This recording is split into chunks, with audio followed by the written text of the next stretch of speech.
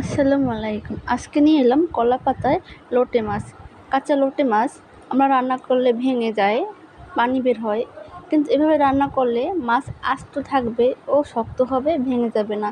দেখুন, আমি কলা পাতায় এই মাছ রান্না করেছি। আমার মাছ যেরকম আস্তই রয়েছে, ভেঙে যায়নি ও আরও শক্ত হয়েছে। কলা পাতায় এইভাবে যদি আপনি লোটে মাছ রান্না করেন, যেরকম খেতে সুস্বাদু হবে, তেমনি মাছ আস্তও থাকবে, বুঝাবেই না এটি কাঁচা মাছ রান্না করেছেন। তাহলে চলুন দেখে নেওয়া যাক আমি কীভাবে এই মাছটি রান্না করেছি। আমি এখানে একটি কলা পাতা নিয়েছি। কলা পাতাটি আমি হালকা করে সেঁকে নিব। এখন ছাঁকা হয়ে নিয়েছি। এখন আমি এটা একটু ভাজ করে নিব। এভাবে করে ভাজ দিয়ে নিতে পারেন, বা আপনারা আপনাদের পছন্দ মতো ভাজ করে দিতে পারেন। আমি একটু বক্স করে ভাজ করে নিব। আমি কলা পাতাটা বক্স বানিয়ে নিব।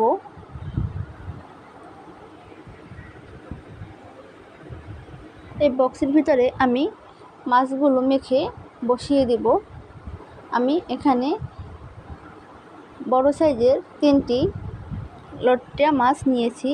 এখন মাছের সব ধরনের মশলা দিয়ে মাছটা আমি মেখে নেব, কিন্তু এখানে কোনো পানি দিয়ে দেব না। পেঁয়াজ রসুনগুলো আমি ঘষে দিয়েছি। আপনারা ঘষে দেওয়ার চেষ্টা করবেন, যেহেতু মাছ থেকে এমনিতেই প্রচুর পানি বের হবে। তাই আমি কোনো বাটা মশলা দিইনি, আমি গ্রাইন্ডার দিয়ে গ্রেট করে মশলা দিয়েছি। আমি এখন কলা পাতাগুলো দিয়ে আটকে দেব। আমি এভাবে 4-5টি ছোট ছোট পকেট ব্যাগ বানিয়ে নিয়েছি। আপনারা চাইলে একটাও বানাইতে পারেন। আমি অনেকগুলো পকেট দিয়ে বানিয়েছি। দেখুন, আমার মাছটা হয়ে গিয়েছে। দেখুন, চুলোর উপরে কি সুন্দর কালার এসেছে। এখন এটি নামিয়ে গরম গরম ভাতের সাথে পরিবেশন করতে পারেন এই কাঁচা লোটে মাছ।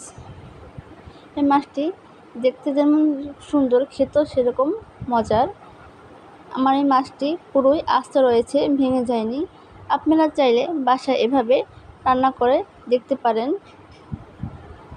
এই মাছ বোঝাই যাবে না এটি লোটে মাছ না বাইলা মাছ।